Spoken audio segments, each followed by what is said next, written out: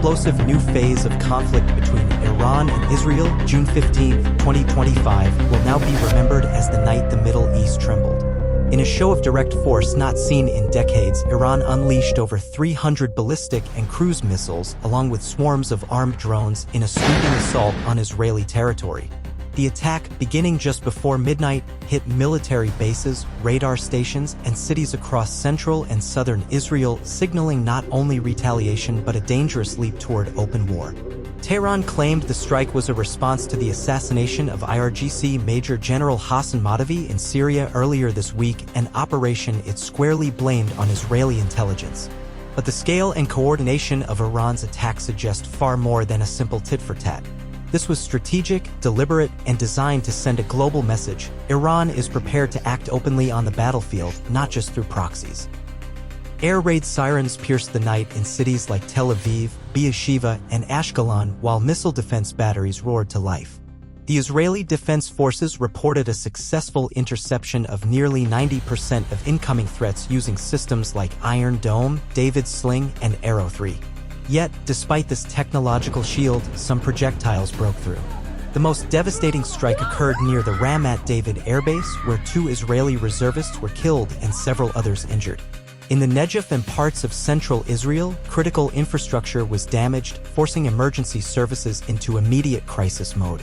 Prime Minister Yonatan Halavai called the assault a direct act of war and vowed that Israel will not stand by while its cities are attacked.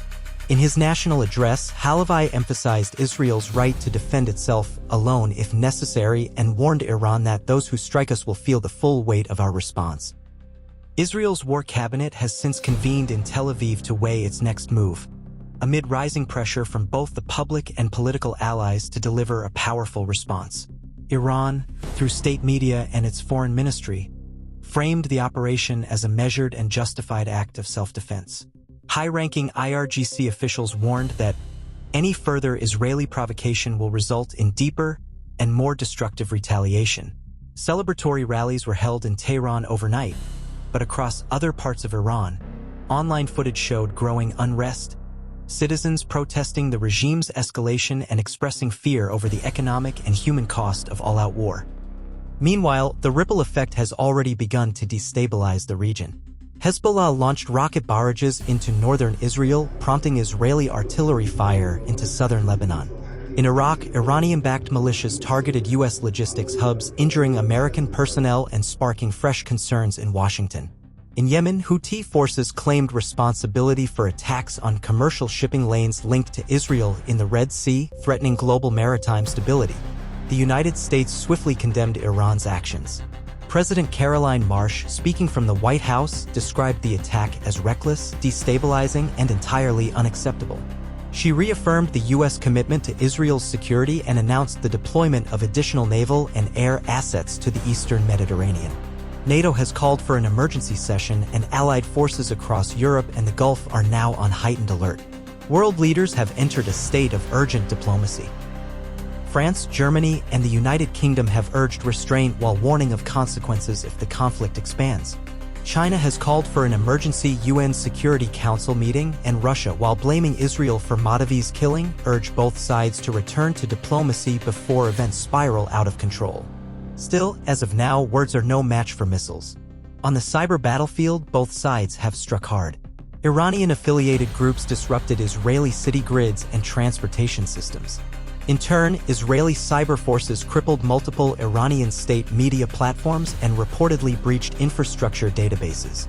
These digital strikes, while quieter than missile barrages, reveal the depth of warfare now unfolding on land, in the air, and across cyberspace. Life in Israel has been shaken. Schools remain closed in major cities. Flights in and out of Ben Gurion Airport were grounded for hours. Residents are spending nights in bomb shelters. Hospitals in Tel Aviv, Haifa, and Ashdod have shifted to emergency operations. While damage to infrastructure has been localized, the psychological toll is national. Markets around the world are reacting. Oil prices have surged past $130 per barrel. Airlines are rerouting flights to avoid potential combat zones.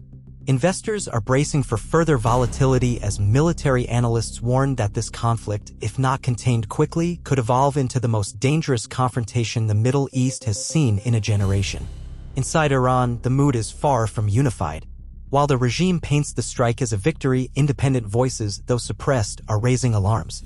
Economic uncertainty, the risk of Israeli retaliation, and the growing possibility of U.S. involvement have triggered protests in several provinces. The question on many minds, what comes next and at what cost? As Israel considers its next move, the world watches anxiously.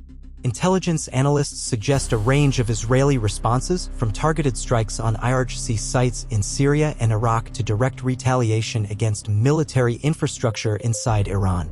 There is also the growing possibility of broader conflict involving Hezbollah, Iraqi militias, and possibly state actors drawn in through alliances and treaty obligations.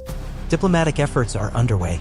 Qatar and Switzerland are reportedly attempting to mediate behind the scenes. The United Nations has called for immediate dialogue, with Secretary General Antonio Guterres warning that the region stands on the edge of catastrophe. Yet in the face of such volatility, words may no longer be enough. The strike of June 15th has changed the calculus. It shattered the previous limits of proxy conflict. It showed that both Israel and Iran are willing to engage in open state-to-state warfare, something that was long threatened but rarely seen.